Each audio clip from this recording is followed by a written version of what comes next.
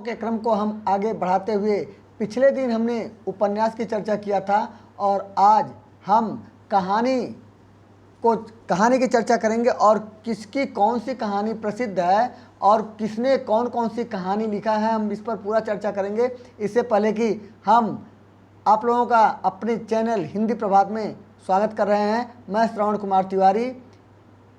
आप लोग ध्यान से मेरी बातों को सुनिएगा और समझिएगा, और यदि मेरे चैनल को सब्सक्राइब नहीं किए हैं तो सब्सक्राइब ज़रूर करिएगा और लाइक करना, यानी वीडियो को लाइक करना मत भूलिएगा। आइए हम आगे बढ़ते हैं।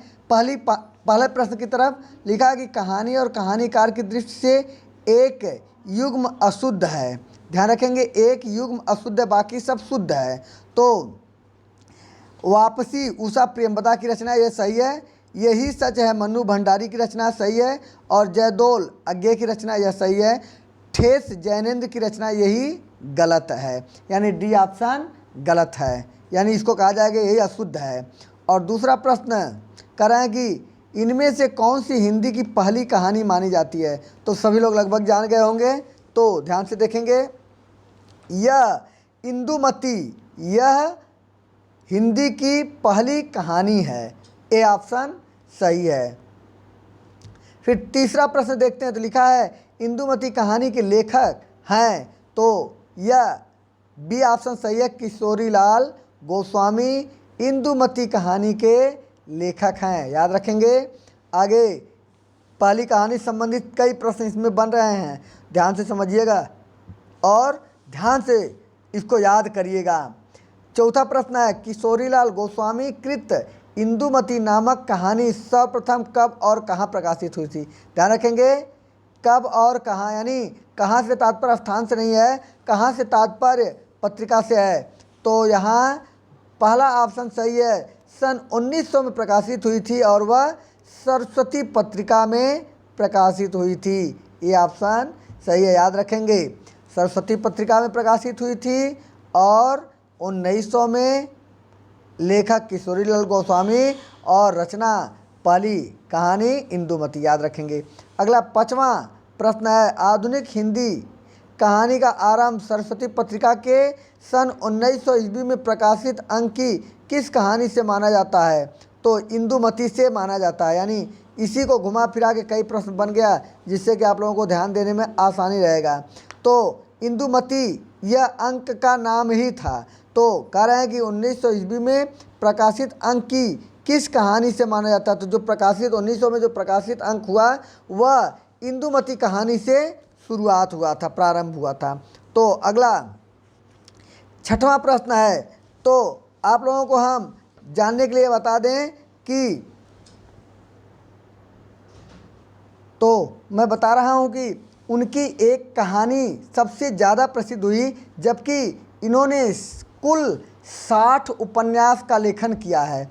और जैसा कि हमने पहले ही उपन्यासों की चर्चा कर दिया था, कल पिछले दिन हमने उनके उपन्यासों की चर्चा किया था, जिसमें उनके प्रमुख उपन्यास रजिया बेगम, त्रिवेणी, प्रणयनी प्रणय, लौंगलता, आदर्श बाला, रंगमहल में हलाहल और मालती माधव, इस प्रकार की उनकी बहुत ही प्रसिद्ध माने उपन्यास रहे हैं। और कहानी उनकी एक ही सबसे ज़बरदस्त कहानी थी जो इंदुमती, और यह प्रसिद्ध हुई। अगला छठवां प्रश्न देखेंगे, तो लिखा आधुनिक खोजों के अनुसार पहली मौलिक कहानी।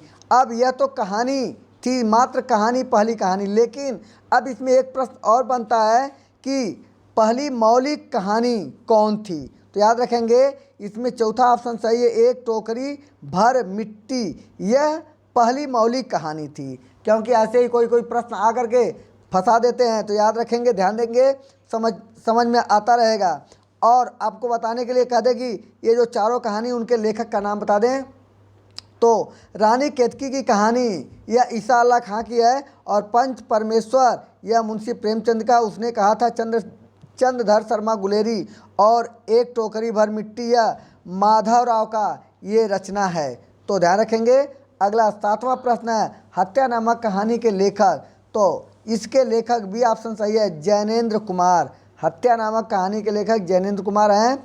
तो जैनेंद्र की आइए हम कुछ कहानियों की चर्चा कर देते हैं, यानी थोड़ी थोड़ी कहानियों की चर्चा कर देते ताकि आप लोग को अगर कभी दिक्कत हो तो तुरंत हमारे वीडियो को सुनना प्रारंभ कर दें। तो ध्यान रखेंगे उनका हत्या, खेल, अपना अपना भाग्य, जय संधि, बाहुबली, वातायन, नीलम देश की राजकन्या, दो चिड़िया, ध्रुव यात्रा, पाजेब, एक दिन राजीव और भाभी, यानी राजीव और भाभी एक में और एक दिन अलग है। तो एक दिन और राजीव और भाभी ये इनकी कहानियाँ हैं, याद रखेंगे। जो ध्रुव यात्रा इंटर में यह चलती है, पढ़ाई जाती है। तो इस प्रकार यह जैनेंद्र की कहानियों की चर्चा हमने किया। अब आइए 8वां प्रश्न की तरफ चलते हैं। तो लिखा है हार की जीत कहानी के लेखक। तो हार की जीत कहानी के लेखक सुदर्शन जी हैं, यानी सी ऑप्शन इसमें सही है। आइए हम सुदर्शन जी का भी चर्चा कर लेते हैं, उनकी कितनी कहानियाँ रही हैं। तो सुदर्शन सुधा, उनकी अपने नाम से भी कहानी उन्होंने लिखा, सुदर्शन सुधा, तीर्थ यात्रा, पुष्पलता और गल्प मंजरी, पनघट, हार की जीत, कवि की स्त्री। इस प्रकार इनकी यह कहानियाँ हैं। अगला 9वां प्रश्न है गुलाबी बन्नो कहानी के लेखक। तो गुलाबी बन्नो कहानी के लेखक धर्मवीर भारती हैं, धर्मवीर भारती, याद रखेंगे। तो आइए हम धर्मवीर भारती के कहानियों की भी चर्चा कर देते हैं। तो धर्मवीर भारती ने गुलकी बन्नो, सावित्री नंबर 2, बंद गली का आखिरी मकान, चांद और टूटे हुए लोग, मुर्दों का गांव। तो याद रखेंगे यह किसकी रचना हो गई, धर्मवीर भारती की। तो इस प्रकार आप लोगों को अगला प्रश्न की तरफ बढ़ते हैं। 10वां, निर्मल वर्मा की चर्चित कहानी। तो निर्मल वर्मा की चर्चित कहानी है परिंदे, याद रखेंगे। और हम आप लोगों को निर्मल वर्मा के भी कहानियों का चर्चा कर दे रहे हैं, ध्यान से सुनते रहिए। परिंदे, लवर्स, लंदन की एक रात, 1.5 इंच ऊपर, एक माने 1.5 इंच ऊपर, कुत्ते की मौत, अंधेरे में जलती झाड़ी, माया दर्पण, धूप का एक टुकड़ा, पोस्ट कार्ड और बीच बहस में, यह निर्मल वर्मा की कहानियां हैं। और आगे बढ़ते हैं 11वें प्रश्न में। तो लिखा है फणीश्वर नाथ रेणु की कौन सी कहानी है। तो फणीश्वर नाथ रेणु की कहानी रसप्रिया है, यानी फणीश्वर नाथ रेणु की कहानी रसप्रिया है। आइए हम इनकी भी चर्चा कर दे रहे हैं। तो ध्यान रखेंगे ठुमरी, आदिम रात्रि की महक, तीसरी कसम, विघटन के क्षण, 3 बिंदिया और रसप्रिया, यह उनकी कहानियां हैं। और आगे आप 12वें प्रश्न की तरफ बढ़ते हैं, ध्यान से देखते रहेंगे, हम सब की चर्चा थोड़ा थोड़ा करते रहेंगे और इतने में कहानियों का आपका पूरा कंप्लीट तैयारी हो जाएगा, खाली सुनते रहेंगे।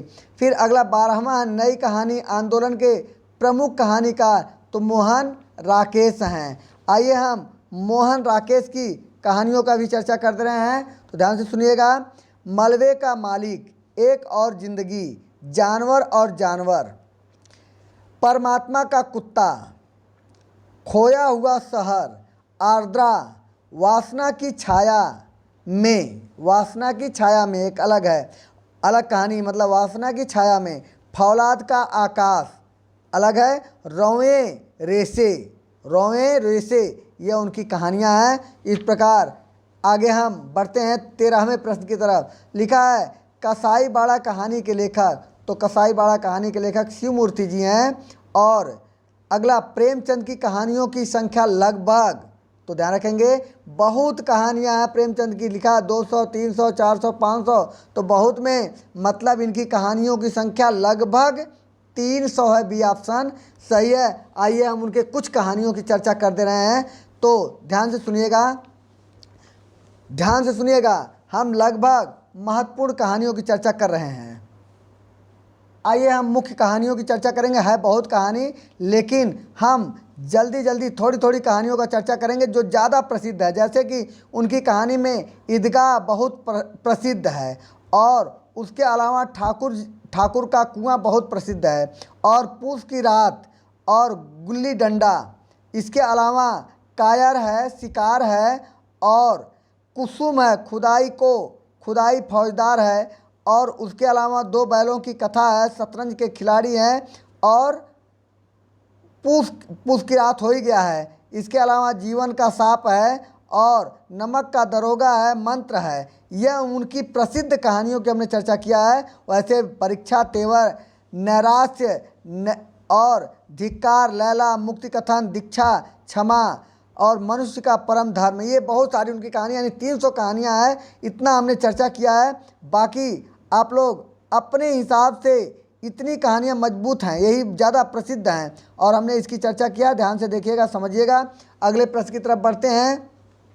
कौन सी कहानी घटना प्रधान है? तो ध्यान रखेंगे, पंच परमेश्वर है। जैसा कि अभी हमने बताया है, यह मुंशी प्रेमचंद की कहानी है, और यह घटना प्रधान कहानी है, पंच परमेश्वर। अगला 16वां है दामुल का कैदी के लेखक। याद रखेंगे, यह भी प्रेमचंद की कहानी है। सी ऑप्शन सही है।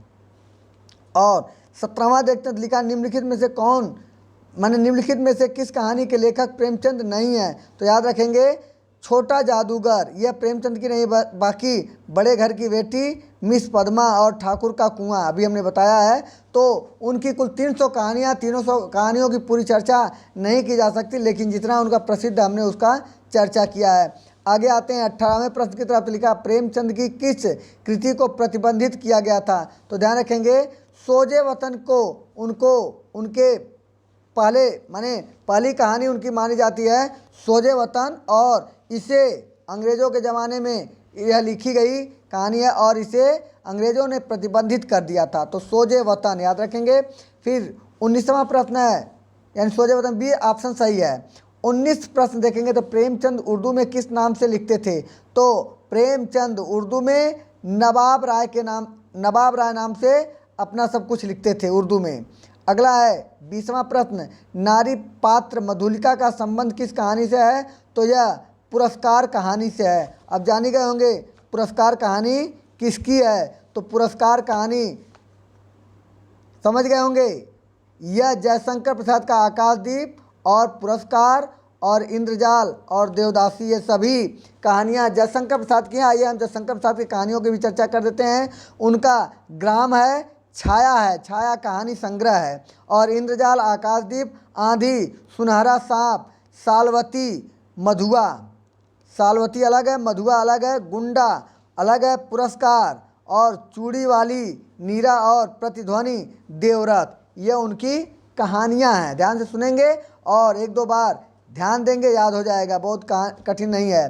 फिर अगला लिखा है दुलाई वाली किस विधा की रचना है? तो ए ऑप्शन सही है, दुलाई वाली कहानी विधा की रचना है। और हिंदी की पहली कहानी लेखिका, तो बी ऑप्शन सही है, बंग महिला।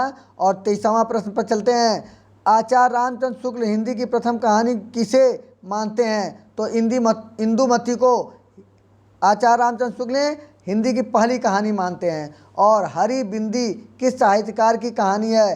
तो मृदुला गर्ग की कहानी है। और सतह से उठता आदमी, यानी 25 में चलेंगे, तो सतह से उठता आदमी की विधा है, तो कहानी विधा भी ऑप्शन सही है। और 26 पर देखेंगे तो लिखा निम्नलिखित में से कौन कथाकार नहीं है?